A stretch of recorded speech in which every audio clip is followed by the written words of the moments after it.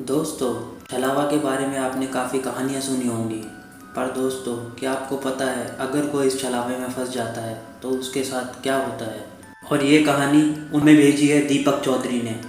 वो दिल्ली के रहने वाले हैं और उनका मेन ऑफिस भी दिल्ली में है। और ये कहानी उनकी ज़ुबानी। मेरा नाम दीपक है। मैं एक बिजनेसमैन हूँ और बिजनेस के सिलसिले में मुझे कई बार बेंगलोर, महाराष्ट्र, पंजाब इन जगहों पर जाना पड़ता है। एक दिन मुझे बिजनेस के काम से केरल जाना था, पर उससे कुछ दिन पहले ही मैंने अपनी पत्नी को गोवा ट्रिप के लिए बोला था और मेरी मीटिंग की वजह से वो गुस्सा हो गई। और भाई, गुस्सा होना तो जायज़ था क्योंकि मैं उसे वक्त नहीं दे पा रहा था और मैंने बिजनेस ट्रिप के साथ साथ गोवा ट्रिप का भी प्लान बना लिया। प्रॉब्लम ये थी कि मेरी मिसेस कभी प्लेन से गई नहीं थी क्योंकि उसको प्लेन से बहुत डर लगता था, इसलिए हमने बाय रोड केरल जाने का प्लान बनाया। प्लान कुछ ऐसा था कि पहले हम गोवा जाएंगे, फिर मैं अपनी वाइफ को ड्रॉप कर दूंगा और फिर मैं केरल जाकर वहाँ अपनी मीटिंग अटेंड कर कर आ जाऊँगा। और प्लान के हिसाब से हम अपने घर से निकल गए और रात के कुछ 11 बजे के करीब हम महाराष्ट्र में होटल में खाना खाने लगे। खाना वगैरह खाया और फिर हाईवे की तरफ निकल पड़े। और हुआ ये कि हम हाईवे पर जाने की बजाय रास्ता भटक गए। उसी जगह कहीं आसपास घूमते रहे। फिर हमने गूगल मैप निकाला और रास्ता ढूंढकर हाईवे की ओर चलने लगे और कुछ देर में मोबाइल का नेटवर्क आना ही बंद हो गया और उसी जगह पर आसपास कहीं घूमते रहे। और फिर भी हम अंदाजे से कई कच्चे रास्ते पर बढ़ते जा रहे थे और आगे कहीं हमें टॉर्च की रोशनी दिखाई दे पड़ी। वो कोई किसान था जो अपने खेत में पानी दे रहा था। हमने उसके पास जाकर अपनी कार रोकी और हाईवे का रास्ता पूछा और उसका कहने का मतलब ये था कि यहाँ से सीधा रास्ता निकल जाओ, आपको दो रास्ते दिखाई देंगे, एक छोटा और एक बड़ा।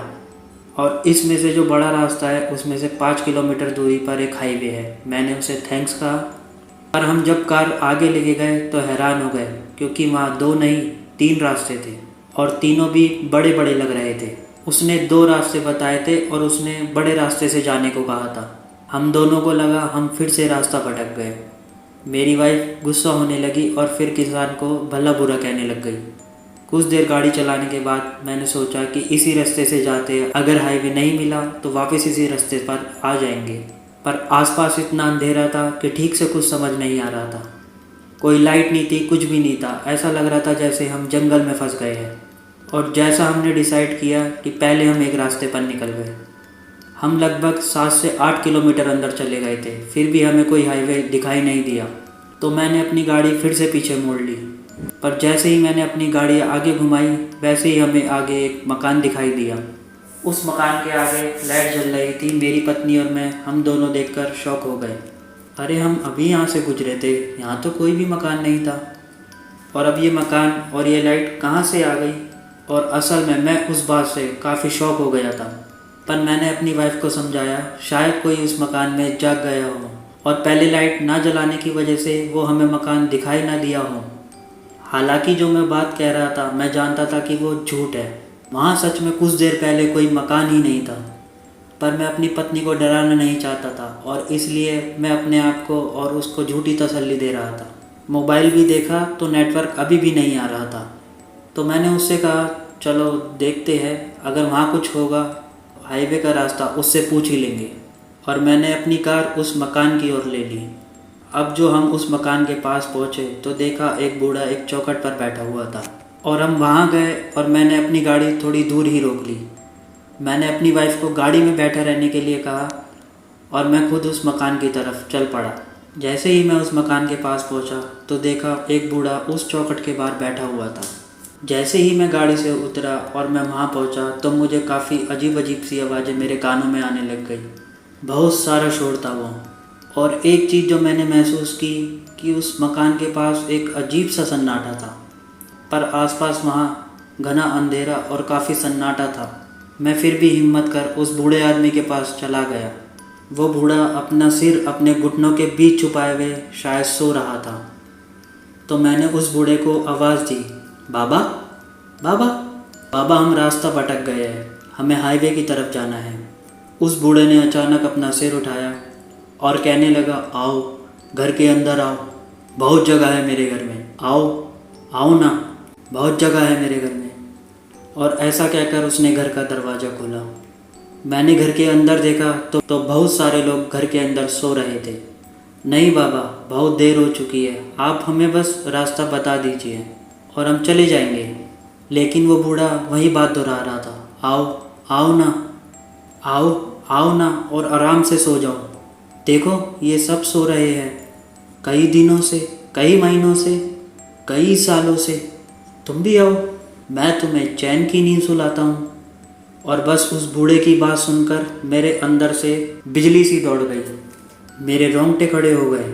और उसके बाद जो मैंने देखा वो उससे ही भयानक था, क्योंकि जब मैंने गौर से देखा तो उसमें से किसी भी इंसान में कोई हलचल नहीं नजर आ रही थी। इतना ही नहीं, किसी की सांसें भी नहीं चल रही थी। मैं समझ गया कि ये कुछ भूतिया सी चीज़ है। मैं उस बूढ़े की ओर बिना देखे पीछे मुड़ गया। अभी थोड़ी देर पहले जो मुझे शोर सुनाई दिया था वो मुझे अब साफ साफ सुनाई देने लगा। आओ और अंदर आओ, ये हमारा घर है, आओ और चैन की नींद सो जाओ। सारे मुर्दे मुझे एक साथ पुकार रहे थे और मेरा बदन डर के मारे काँप रहा था। मेरी वाइफ मुझे देख रही थी और मैंने उसे हाथों से इशारा करते हुए चुप रहने को कहा। और तभी शायद उसने मेरे पीछे कुछ देखा और उसके भी चेहरे का रंग उड़ गया और वो अपने हाथों से जल्दी अंदर आने का इशारा करने लगी। और मैं फटाफट उस गाड़ी में जाकर बैठ गया और मैंने पीछे मुड़कर देखा तो वो सारे मुर्दे उस मकान के दरवाजे पर आकर खड़े हो गए और वो सारे के सारे मुझे इशारा करके अंदर आने के लिए कह रहे थे। आओ अंदर आओ, ये हमारा घर है। हम दोनों वो देख पूरी तरह से काँप रहे थे, इतना कि हमसे आपस में बात भी नहीं की जा रही थी। मैंने धीरे धीरे अपनी कार पीछे घुमा ली और तेज़ी से रास्ते पर ले गया और गाड़ी को बहुत तेज़ी से भगाने लगा। हे भगवान, ये क्या था? ज़िंदगी से पहली बार मुझे ऐसी चीज़ से सामना करना पड़ा। मेरी वाइफ तो रोने लगी थी और मैंने फिर भी उसे चुप रहने को कहा, क्योंकि मैं अब इतना घबराया हुआ था कि मुझे खुद समझ नहीं आ रहा था कि आगे क्या करना है।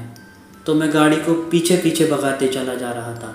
20-25 किलोमीटर जाने के बाद मैंने गाड़ी को थोड़ी देर के लिए रोक लिया। सबसे पहले मैंने अपनी वाइफ से पूछा, तुम ठीक तो हो ना? वो बात करने की हालत में भी नहीं थी, बस वो एक ही बात को बड़बड़ाई जा रही थी। क्या था वो? क्या देखा था हमने? तुमने भी देखा ना? बताओ ना मुझे, वो क्या था? क्या वो कोई छलावा था? तो मैंने उसे समझाते हुए कहा, देखो अभी शांत हो जाओ, अभी के लिए शांत हो जाओ। जब हम यहाँ से निकलकर किसी सेफ जगह जाएंगे तब हम बात करेंगे। मुझे खुद पता नहीं कि वो क्या था। और मैंने उसे पानी की बोतल दी और उसे अपना मुंह धोने के लिए कहा। और इतनी रात हो रही थी कि हम दोनों को गाड़ी से बाहर निकलने तक की हिम्मत नहीं थी, तो बस हमने अपना गाड़ी से मुंह निकाल कर धोया। जैसे ही मैंने अपना सर उठाया, वो देख वैसे ही मेरे खून में सनसनाहट सी हुई। मेरे हाथ से पानी की बोतल नीचे गिर गई, आंखें खुली की खुली रह गई। मेरी वाइफ ने भी जैसे गाड़ी से बाहर देखा तो उसकी हालत तो और भी ज़्यादा ख़राब हो गई। तो रोते हुए उसने कहा, विकास देखो क्या है वो? हमारे सामने उस रास्ते के किनारे वही मकान था जिसे हम काफ़ी दूर छोड़कर आ गए थे। उस मकान के बाहर लाइट जल रही थी और चौखट पर वही बूढ़ा बैठा हुआ था। और फिर से उसने अजीब तरह से अपना सर उठाया और वह फिर दोबारा से दोहराने लग गया, आओ घर के बाहर आओ ना, यहाँ आकर सो जाओ, बहुत जगह है मेरे घर में, आओ ना, यहाँ आराम ही आराम है, सुकून ही सुकून है, आओ आओ ना मेरे घर में। अब मेरे दिमाग ने काम करना ही बंद कर दिया था। मैं इतना घबराया हुआ था कि गाड़ी का स्टीयरिंग और गियर भी ठीक से पकड़ नहीं पा रहा था। और मैं गाड़ी स्टार्ट कर रहा था तो गाड़ी स्टार्ट ही नहीं हो पा रही थी। मैं बहुत बहुत डर गया था। मेरी वाइफ तो बस चिल्ला रही थी, जल्दी से स्टार्ट करो, चलो यहाँ से। मेरे कानों में बार बार बस उन मुर्दों की आवाज़ें आ रही थी, आओ अंदर आओ और ये हमारा ही घर है, आओ अंदर आओ और चैन की नींद सो जाओ ना।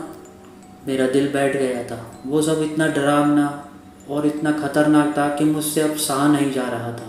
मेरी पत्नी डर के मारे अब हांफने लगी थी, मेरा खून सा जम गया था। मैं बार बार चाबी घुमा रहा था और गाड़ी स्टार्ट होने का नाम ही नहीं ले रही थी। और कुछ देर और मैं वहाँ रुकता तो मेरा हार्ट फेल ही हो जाता। और लकीली गाड़ी स्टार्ट हो गई और फिर से मैं गाड़ी भगाने लगा। ये बहुत ही अजीब हालत थी। उस कच्चे रास्ते पर मैं गाड़ी को इतना तेज़ भगा रहा था कि मेरा एक्सीडेंट भी हो सकता था, पर मुझे एक्सीडेंट का इतना डर नहीं लग रहा था कि जितना उन चीज़ों को देखकर डर लग रहा था। अब कुछ भी हो जाए मैं गाड़ी को रोकने नहीं वाला था। मैं बस गाड़ी को चलाता रहा और पता नहीं कितनी देर तक मैं गाड़ी को भगाता रहा। और उस दौरान हमें वो मकान और वो सब बार बार नज़र आ रहा था। हम शायद घूम घूम कर उसी जगह पर वापस आ रहे थे। बाहर निकलने का कोई रास्ता ही नहीं दिखाई दे रहा था और मैं लगातार गाड़ी चलाए जा रहा था। हमने कई बार वो मकान देखा, वो बूढ़ा देखा और वो लोग देखे जो हाथ हिलाकर हमें बुला रहे थे, पर अब हम बिल्कुल भी नहीं रुके। काफ़ी देर गाड़ी चलाने के बाद धीरे धीरे आसमान में अब बादल लाल नज़र आ रहे थे। मतलब अब कुछ ही देर में सूरज उगने वाला था। सूरज की किरणें आसमान में अब धीरे धीरे ऊपर फैल रही थी और धीमी धीमी सी रोशनी नज़र आने लगी थी। और अचानक हमें टॉर्च की रोशनी दिखाई दी और वो इंसान अब भी अपने खेतों को पानी दे रहा था। अरे ये रात वाला वही किसान है शायद। पर मेरी पत्नी इतनी डरी हुई थी कि वो कार रोकने से मना कर रही थी। जो भी हमने देखा था उस सब ने हमारे दिल और दिमाग पर बहुत बुरा असर किया था और अब हर चीज़ हमें भ्रम लग रही थी। फिर भी मैंने हिम्मत कर गाड़ी को उस खेत के पास रोका। गाड़ी देखते ही वो किसान दौड़कर हमारी तरफ आया। उसने हमें पहचान लिया था और उसने कहा, क्या हुआ साहब, अभी तक रास्ता नहीं मिला? पर जब उसने हम दोनों की तरफ देखा तो शायद वो कुछ समझ गया था और वो दौड़कर अपने झोपड़े के पास चला गया था।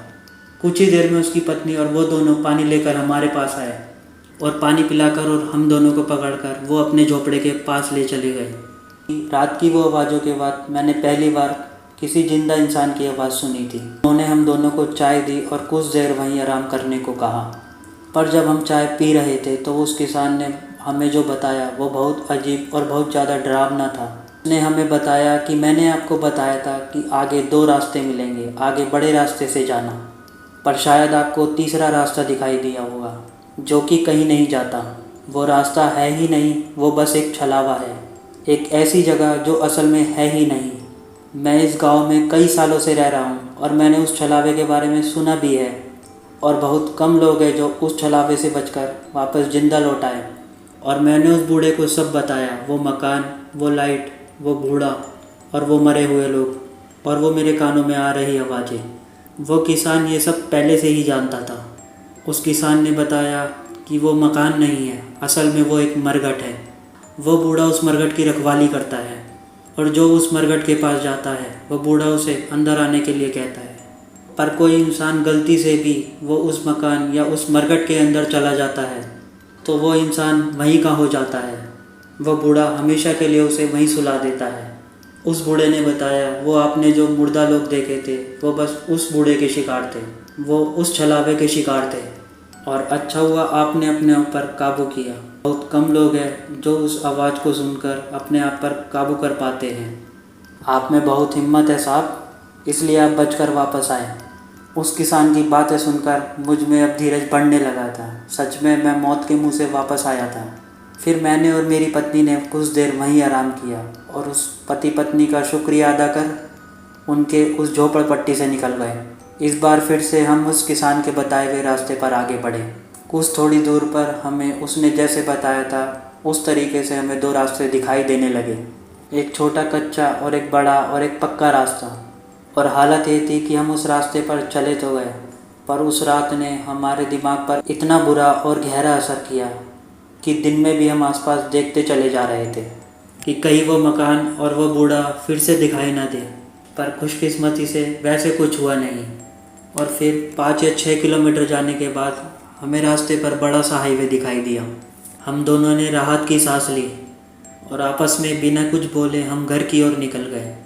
तो दोस्तों, आपको कहानी कैसी लगी मुझे नहीं पता इस कहानी में कितनी सच्चाई है। मुझे यह कहानी काफ़ी रिसर्च करने के बाद मिली है। क्या ये कोई अफवाह है या हकीकत, मुझे कमेंट्स बॉक्स में बताएं। अगर आपके पास भी कोई ऐसी ही कहानी हो कृपया मेरी मेल आईडी पर शेयर करें। मेरी मेल आईडी है bloody09.1989@gmail.com। और दोस्तों, मेल आईडी आपको डिस्क्रिप्शन बॉक्स में भी मिल जाएगी। और आपको वीडियो कैसी लगी, अगर अच्छी लगी और आप मेरी वीडियो से जुड़े रहना चाहते हैं तो मेरे चैनल को सब्सक्राइब, लाइक एंड शेयर करें एंड बेल आइकन को दबाएं। ऐसी इंटरेस्टिंग वीडियो मैं आपके लिए लाता रहूँगा। तब तक के लिए अपना ख्याल रखें और सुरक्षित रहें।